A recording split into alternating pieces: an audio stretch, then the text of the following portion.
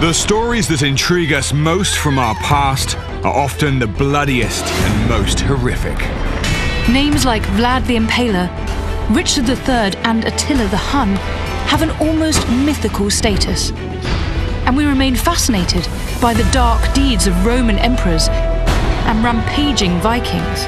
But it's easy to forget that these people and their victims were real. And that the facts are usually more complicated than the bloody tale.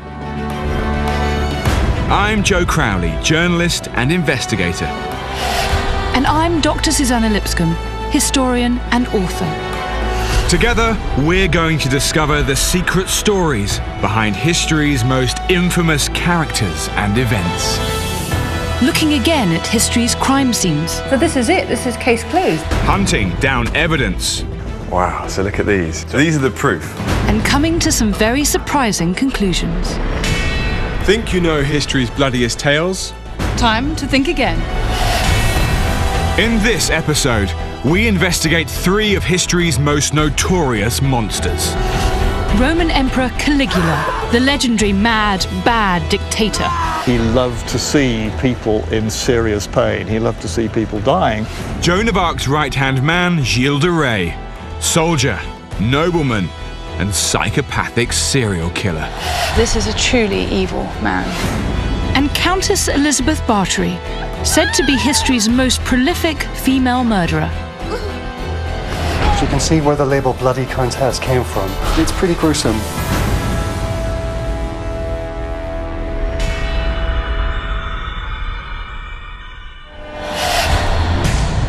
The Imperial Palace, Rome.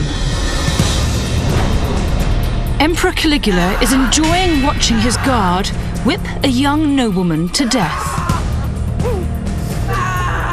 The victim's father is forced to look on, then join Caligula afterwards for a celebratory banquet. It's one of countless stories of Caligula's depraved reign.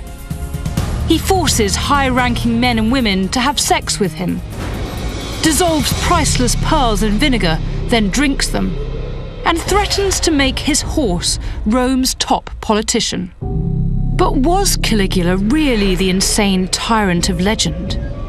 And if so, what created this monster?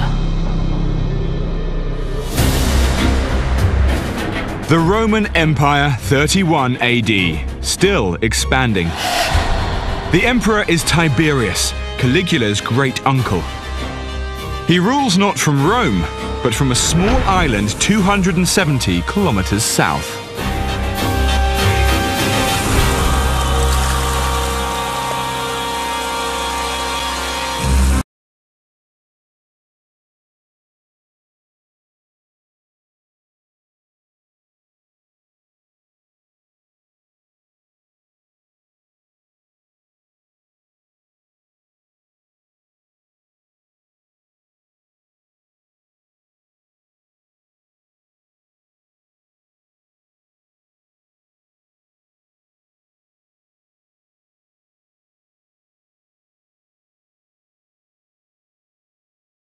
Must have been the most wonderful place for the young Caligula to spend time. It's not bad, especially nowadays. Back then, not so sure. Tiberius, the emperor, retired from Rome, escaped Rome because of paranoia.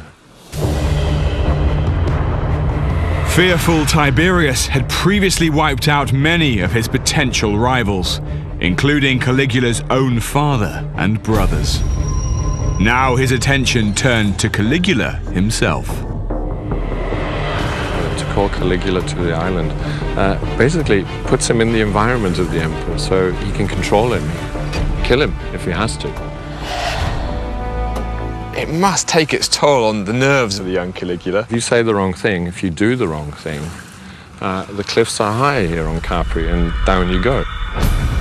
This wasn't paradise for Caligula, it was a prison. A prison run by savage Tiberius. Yet somehow Caligula survived the cull, watching and learning from an emperor without limits.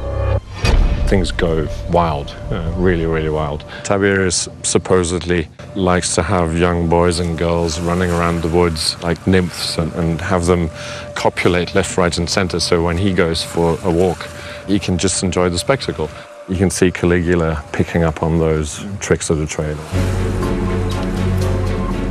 In 37 AD, the 79-year-old Tiberius died.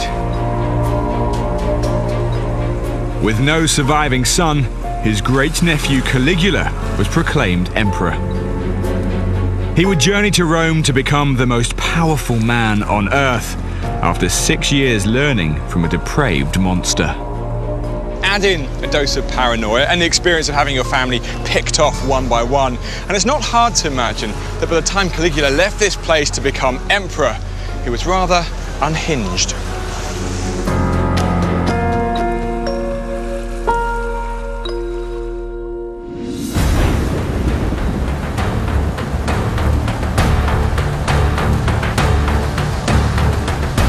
Caligula blew into Rome in March AD 37. Everything Joe's learned suggests this was a time for the city to batten down the hatches and prepare for a storm. So exactly what did happen when Hurricane Caligula hit town? To answer that question, I've journeyed to the heart of Imperial Rome, the Forum. Here I'm meeting up with a specialist in the reign of Caligula, Professor Andrew Wallace Hadrill. So, Andrew, did Romans fear the worst when Caligula came to Rome, became emperor? No, on the contrary, they were hoping for the best, because they've had an appalling experience. The last years of Tiberius are really very grim indeed. The place stinks of death. Amongst these dead were Caligula's own parents. Now Caligula basked in their reflected glory. His dad, the great general Germanicus, he's been massively popular. His mum Agrippina was massively popular. She's a sort of Princess Di figure, and he inherits all this fantastic popularity. But those expectations must have been dashed pretty quickly. No. Remember that the reputation for terror is posthumous. It's when you look back on an emperor, you fix forever, this is what he was really like. But the really interesting thing is all the sources are agreed. When he first started, he was terrific. Caligula has a massive advantage, which is that Tiberius, being mean, had been storing up an enormous amount of money. 2.5 billion sesterces was his legacy. Now, I suspect that Tiberius did that deliberately to make it easy for his successor. It's very expensive being popular. This is a big surprise. Rather than follow in Tiberius's footsteps, Caligula does the opposite. This vast space was once Rome's largest arena, the Circus Maximus.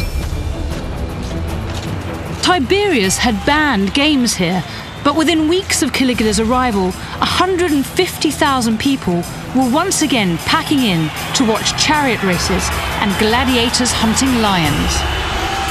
And look here, right at the heart of things, Caligula's palace, right in the centre of Rome, and overlooking the Circus Maximus, where he was giving the people of Rome just what they wanted. Spectacle, magnificence, and a whole lot of blood. For the first couple of years of his reign, it looked like Emperor Caligula was just what Rome needed.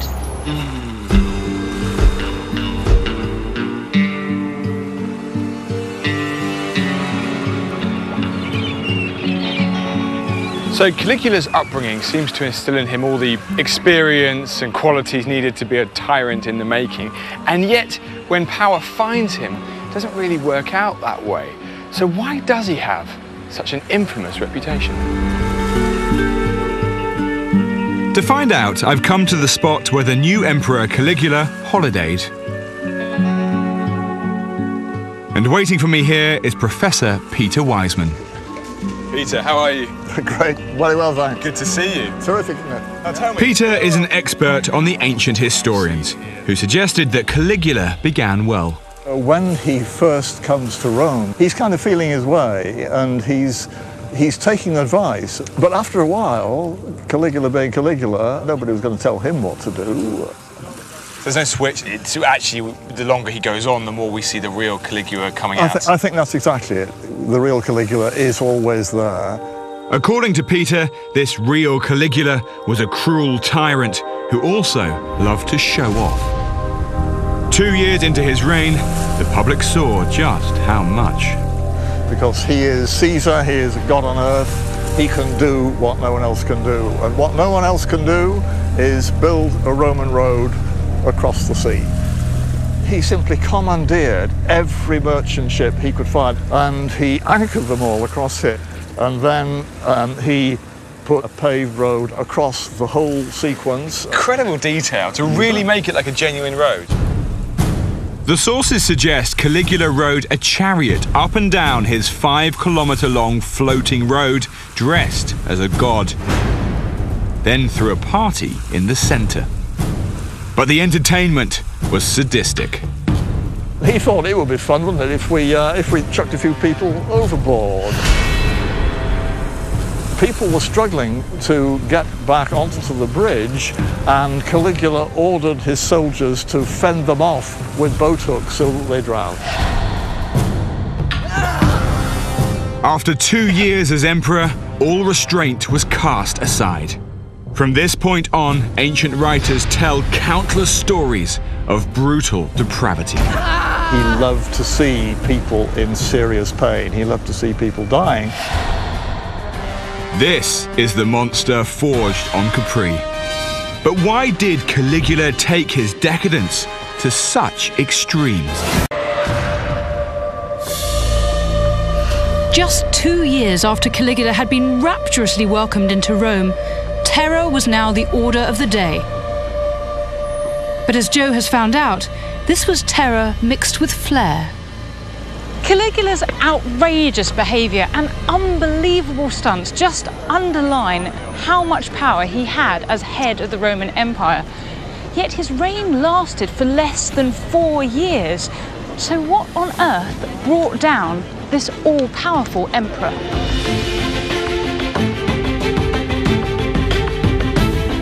To find out, I'm meeting up again with Professor Andrew Wallace Hadrill at an ancient church, or rather, underneath it.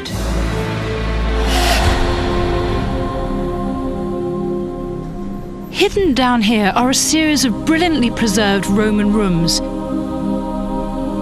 They offer a surprising insight into what parts of Caligula's palace looked like.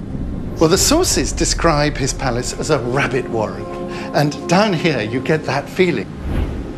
I mean, the picture you've just painted evokes something about Caligula's palace as being this secretive place with these little passageways. Yes, absolutely. And it's in that sort of secret back passage bit that he is at risk. Caligula had once been adored. What had gone so very wrong that he was in danger in his own palace? The Romans clearly alleged that he was mad. They claim that he even planned to make his horse Incitatus a consul. It wasn't that some people thought he was a good thing and other people thought he was a madman. Everyone had enormous problems with him. Caligula's terror and almost insane black humour alienated those closest to him. Less than 4 years into his reign, one man snapped. The key to the killing of Caligula is antagonizing his own bodyguard, the tribune, Cassius Chaerea. That's a senior officer in the Praetorian Guard. And not just that, but one of his torturers. If an emperor can't trust his own torturer, who can he trust?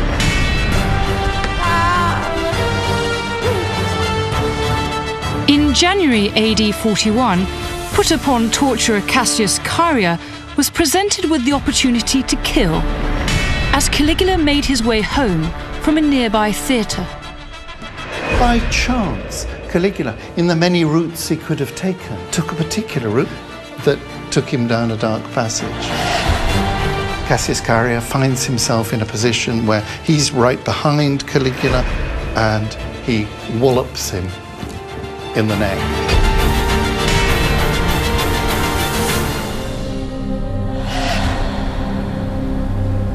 Caligula was dead, aged just 28. Roman historians would describe him as a mad beast, but I'm not convinced he was insane. Instead, he was the product of a traumatic upbringing, the terrible example of Tiberius, and some deeply unpleasant character traits. Throw in his near limitless power, and you get a truly monstrous emperor.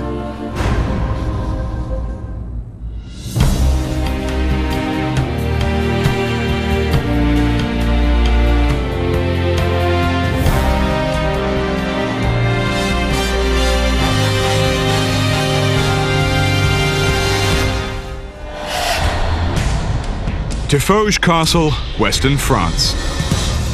Super-rich nobleman Gilles de Rais has just had Jean, a young orphan boy, escorted into his private rooms. Jean has been promised a job at the castle, but in fact, he has only minutes to live. Like over 100 boys before him, he will be decapitated by Gilles de Rais. His head kept and compared to previous victims. The story comes from Gilles' own mouth. His confession turning him into a legendary monster fused in the French mind with fairy tale killer Bluebeard. But why did one of France's richest men turn to murder? Or was he just a fantasist spinning a bloody yarn?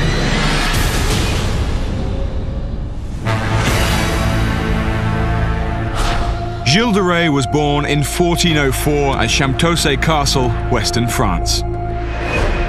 Aged 11, his parents died, leaving Gilles 23 castles, a vast fortune, and a seat at society's top table.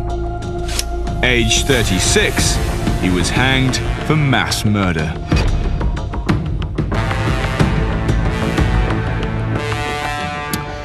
Today here in modern France, Gilles de Rais remains infamous as the real-life Bluebeard, a terrifying serial killer.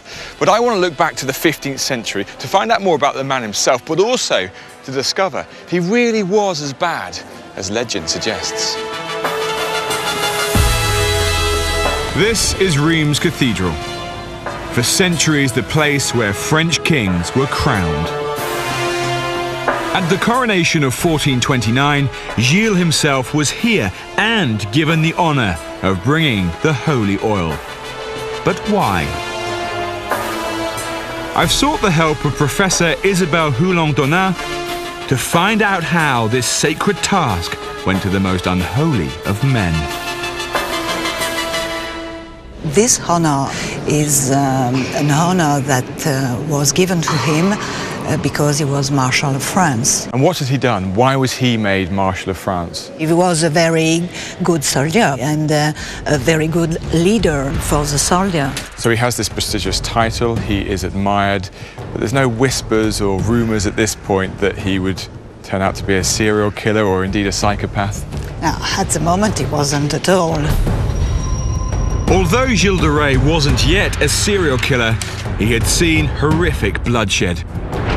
In the 1420s, Gilles fought with French loyalists to drive out the English in a savage war.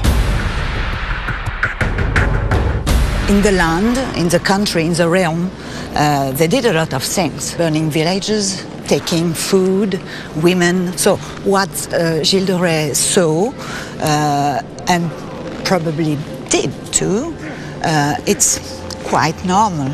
It's brutal, but it's normal. Brutality, normal brutality for the war in the 15th century. All these soldiers didn't necessarily become serial killers or psychopaths. Not at all, and only one. Perhaps war desensitized Gilles and gave him a love of killing, yet it also made him a hero.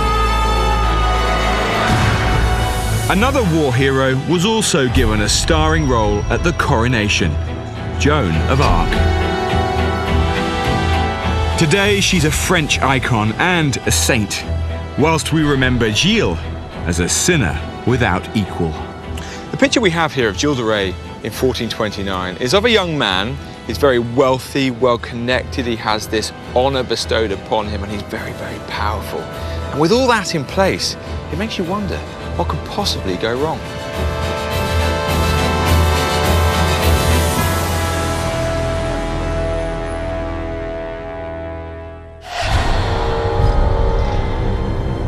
As Joe has learnt, Gilles had the world at his feet in 1429, but 11 years later, that world fell apart. At Nantes Chateau in 1440, Gilles was placed on trial for the mass murder of well over 100 boys. I want to understand how Gilles de Rais went from war hero to child killer. I'm hoping the answers might lie in the records of his trial. These documents are held at the regional archives in Nantes, just a kilometre from the location of the trial. The whole case was laboriously transcribed, including the most revealing document of all.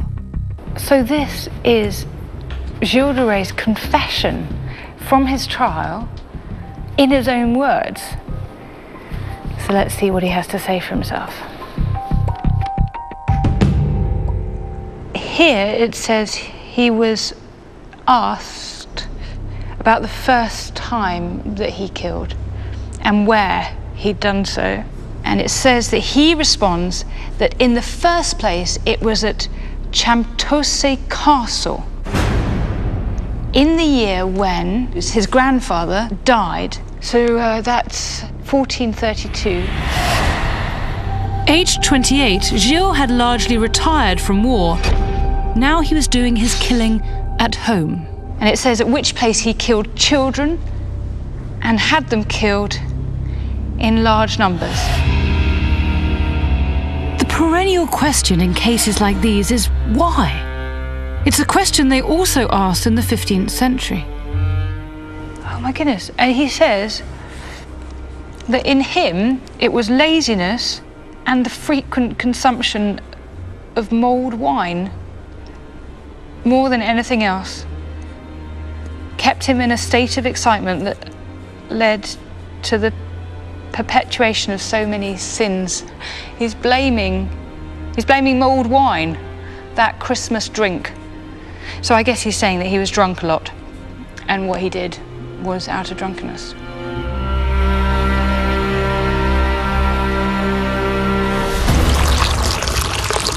Susanna's research reveals Gilles' pathetic excuse for his crimes.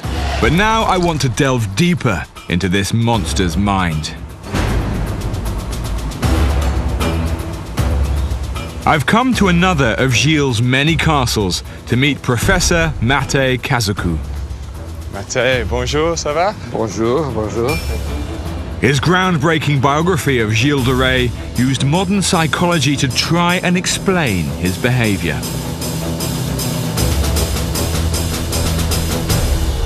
These are terrible crimes. Would we classify him as a psychopath today? The FBI and the specialists say yes, serial killer, organized psychopath. But they can't explain. Neither could he when he was asked during his trial, why did you do that? To be all-powerful, to be above the law is dangerous, but to be a psychopath as well, the results are unthinkable. That's an explosive mixture. Year after year, Gilles got away with abducting and killing kids. The impact on ordinary people outside the castle walls must have been devastating. So here in Machecoul, it's an ordinary town, there would have been ordinary families, ordinary children, and yet this dark, sinister presence seeped out of the chateau just over there as Gilles de Rais' staff rounded up innocent children who would never again see the light of day.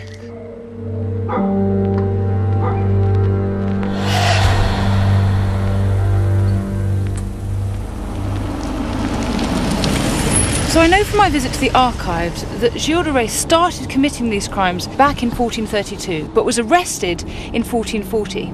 So the question I have is, what changed? How was he caught? By 1439, the child-killing lord was spending most of his time at yet another castle, 60 kilometres from Machecoul. So what clues can this fortress offer to explain his demise? It's open like that. Go ahead. Wow. Medieval historian Professor Martin Aurel is here to help me with the detective work. It's very impressive, isn't it? Yeah, it's impressive. He spent lots of money doing that. In the 1430s, Gilles spent vast sums renovating this castle. Such extravagance was typical. He didn't pay attention to the price of things. He wanted to impress everybody. For instance, he has 800 knights with him all the time. So, given that he's been spending all this money, where's he getting his money from? Well, it's very simple. He decided to sell castles because he had so many castles, and in 2 or 3 years he sold 40 castles. 40? Yeah, it was incredible. In 1429, Gilles' castles had littered western France. Now he had just 2. Gilles had blown a fortune, but showed no desire to stop living like a king. Then, at a secret location, hidden from prying eyes, Gilles hit upon a cunning plan. Well, he decided to do black magic, to enter in contact with the devil. And he take his own blood and he signed a pact with him. Of course, it was a pact saying, well, my soul, I don't sell it to you because I want to be safe. But if you can give me riches and power, I accept everything you want from me. So what exactly did they do? Well, they took a stick or a knife and they did a circle, which is a circle like that. It's a very, very ancient pagan rite. And afterwards, they were inside and they did little crosses and signs, strange signs. And afterwards, they began to pray the devil to come there. Of course, he never came.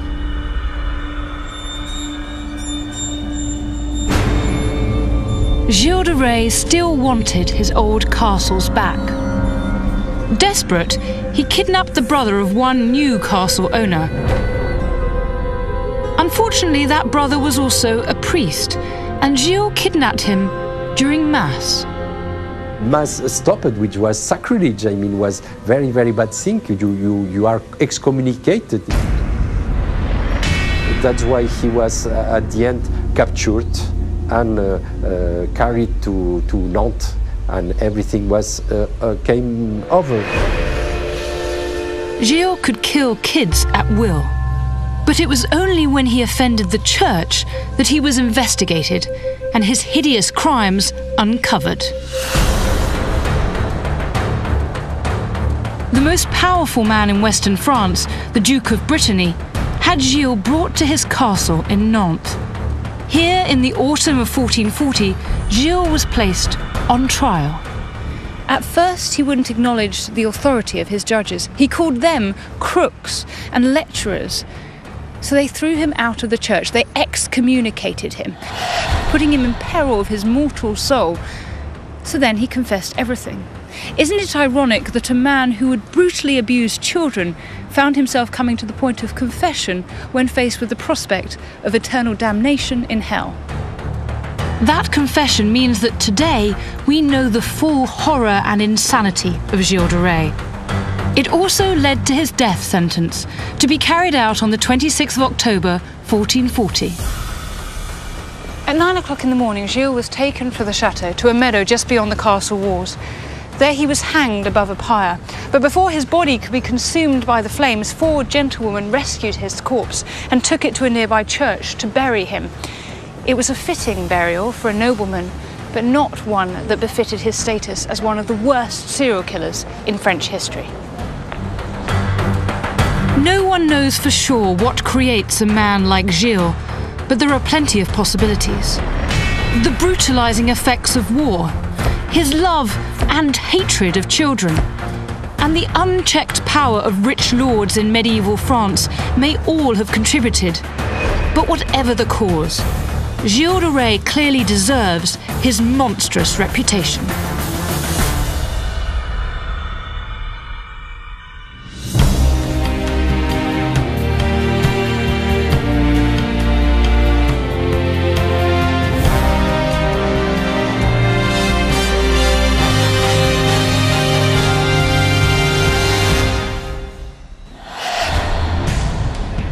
Midwinter in a small Hungarian town. 50-year-old widow Countess Elizabeth Bathory orders one of her many servant girls to be held down and burnt with red-hot irons. The girl will not survive. According to the record books, Elizabeth Bathory is the most prolific female killer ever, ordering the deaths of over 600 young women. She will also go down in legend as Countess Dracula, a vampire who bathed in the blood of virgins to stay forever young. So where's the evidence for these incredible stories? Or is this just a bloody tale?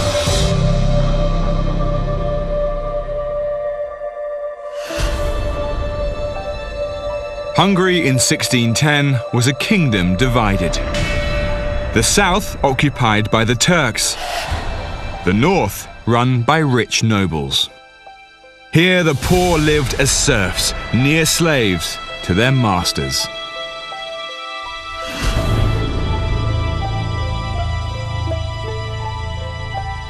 Today, Hungary's National Museum holds precious relics from that time. Amongst them, hidden from public view, is a portrait of the most famous of the great Bathory family, the Bloody Countess herself.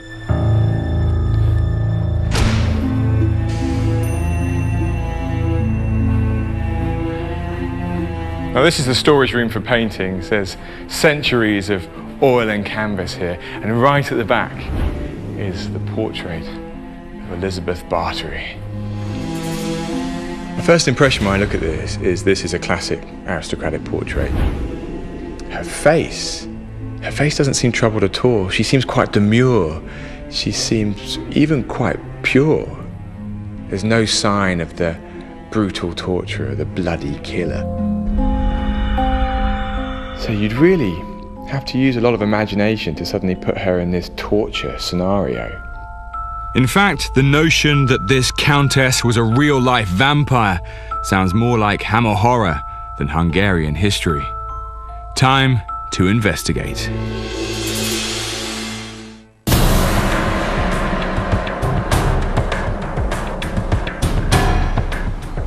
Elizabeth Bathory was born into immense wealth. She married a powerful count, and when he died in 1604, Bathory was left with estates dotted throughout Greater Hungary. She was now the richest and most powerful woman in the land. But today, Elizabeth Bathory's fame doesn't rest on her great wealth or nobility. It rests on her record-breaking serial killing and incredible stories of her bathing in the blood of virgins. But now, I want to see if the evidence for these stories really stacks up. I've heard the castle of Bicska holds some clues. It was once the home of Hungary's top politician, Count George Thurzo. In 1610, he heard rumours of strange goings-on at Elizabeth Bathory's house, so decided to pay her a surprise visit.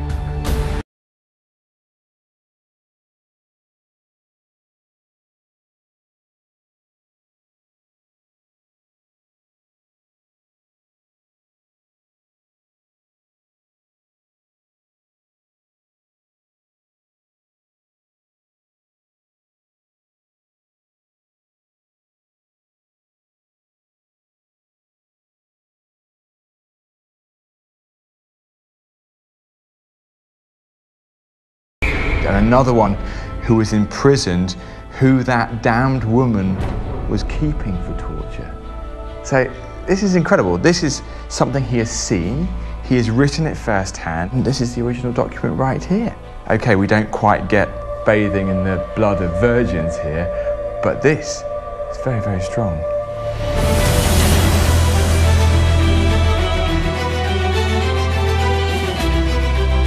I arrived here suspicious, and I think you have to be with a story like this.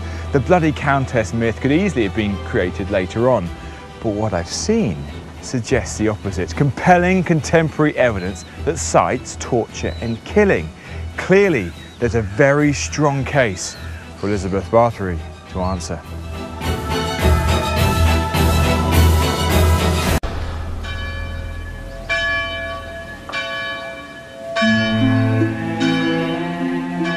Thurzo's famous raid on Elizabeth Bathory took place in this village 400 years ago.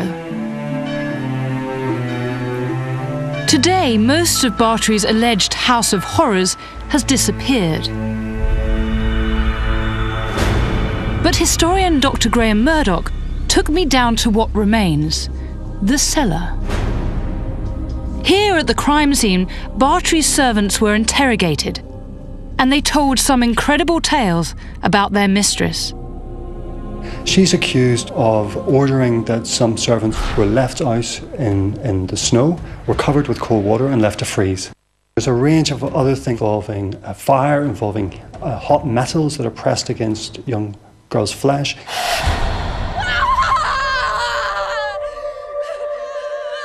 Some of them were beaten to death. They give pretty graphic accounts of the treatment that some servants received if they were deemed to have disobeyed their mistress. There's testimony that she launched herself at a servant and bit her and ripped off bits of her flesh. So we have these sort of episodic bits of extreme cruel violence which she's alleged to have committed. Under torture, 4 servants admitted being complicit in a prolonged reign of terror. Other witnesses claimed Bathory & Co. had killed hundreds of young women. Just a week later, at Beechcombe Castle, the accomplices were tried and executed. Yet Bathory, the boss, never faced trial. So why wasn't she tried? Well, they've had a particularly speedy, helpful conclusion from their point of view. They've got out the evidence, they've found the guilty, they've punished them, they've incarcerated Elizabeth. The show is over. Bathory was locked up for life in her own castle, her land passing to relatives. Coincidentally, many of these same relatives had very close ties to Count Thurzo, as did the witnesses at a rigged trial.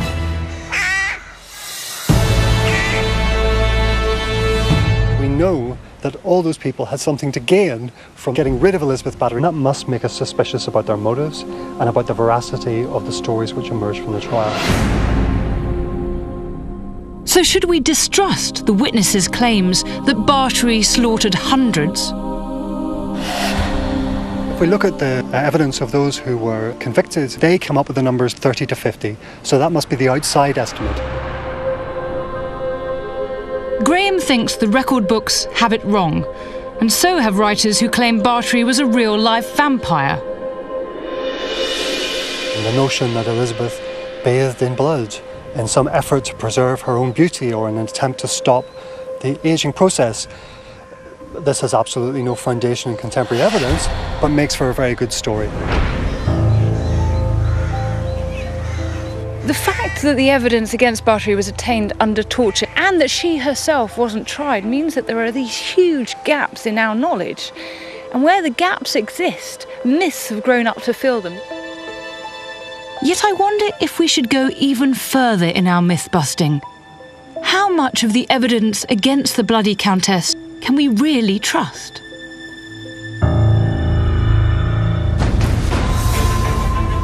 Susanna has found some serious flaws in the case against Elizabeth Bathory. Yet I've seen an eyewitness account of torture in action.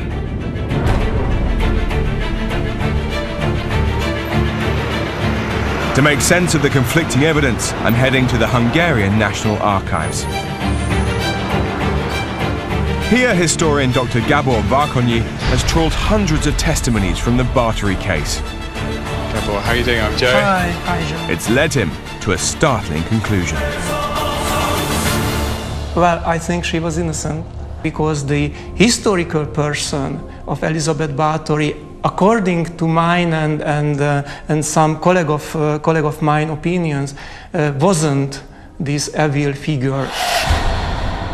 Let me show you something. What kind of instrument is it? It doesn't look pleasant. I'm going to guess it's a torture device. This instrument came from the Medical Museum of Hungary. Okay. And this is a healing instrument.